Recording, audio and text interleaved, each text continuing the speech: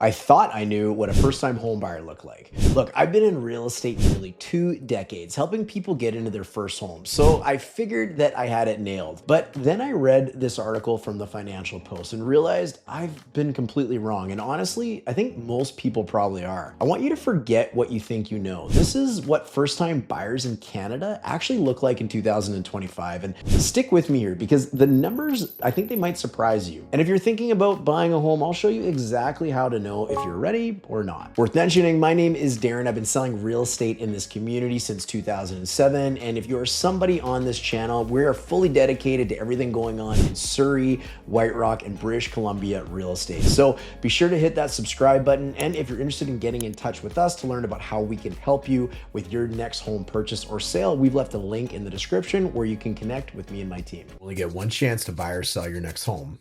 Let's get it right.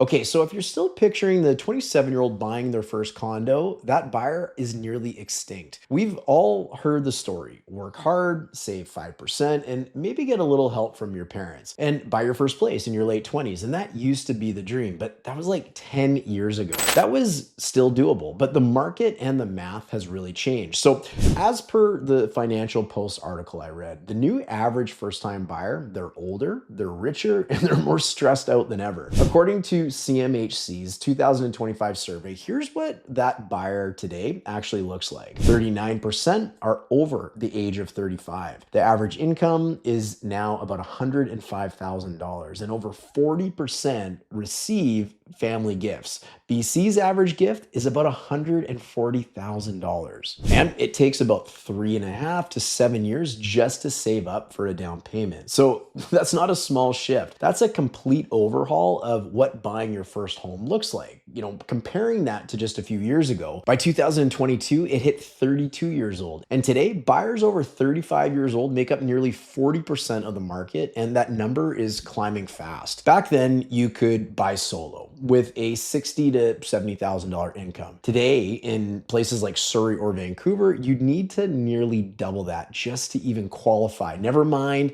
compete with cash-heavy buyers. And the way people are buying has changed too.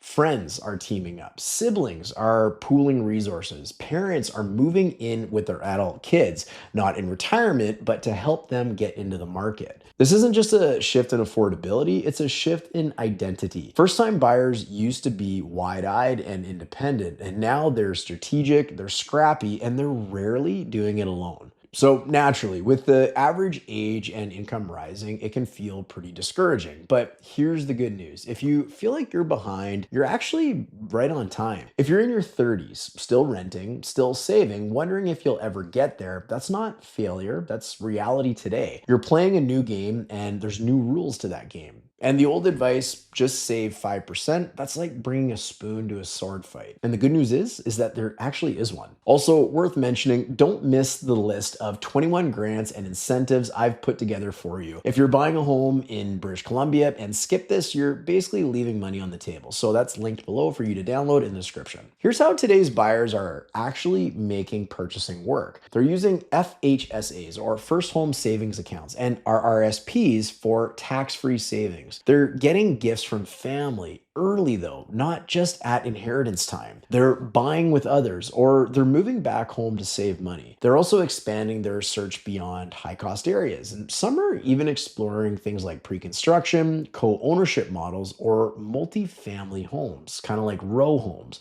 Why are they doing this? Well, because they're not playing by the old rules, they're adapting to the new ones. And here's the difficult truth. Yes, affordability, it still exists, even in big cities like Vancouver and Surrey. But here's the problem.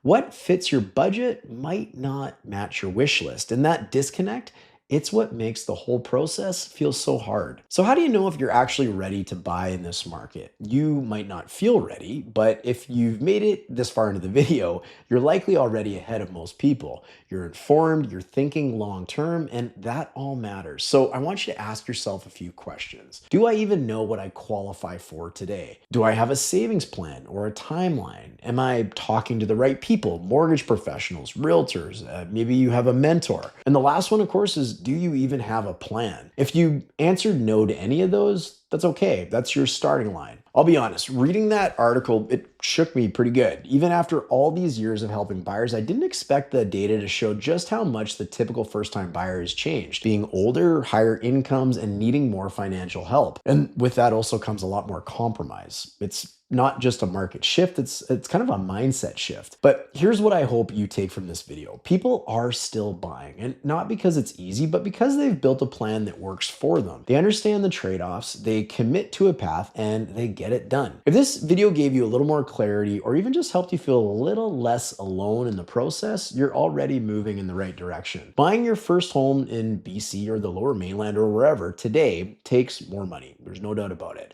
It also takes perspective, it takes patience, and it takes strategy. So stay curious, keep asking questions, and when you're ready to talk it out, if you'd like to speak with us, I'm here for you. Oh, and if you were paying close attention earlier in the video, I did mention a type of home that first-time buyers are scrambling for right now. They're pretty rare, they're in really high demand, and people are skipping the usual townhouse route just to get one. If you want to know what they are and how they're really changing the game, I want you to check out the video coming up next. I'm going to break it down all in that video right now. Most buyers in South Surrey feel stuck between two choices, and let's be honest, neither one of them feels quite right. This is a townhome. While an affordable option that can offer the space a family needs, it comes with hundreds of dollars in strata fees, restricting bylaws, taking away from living the life that you want in your own home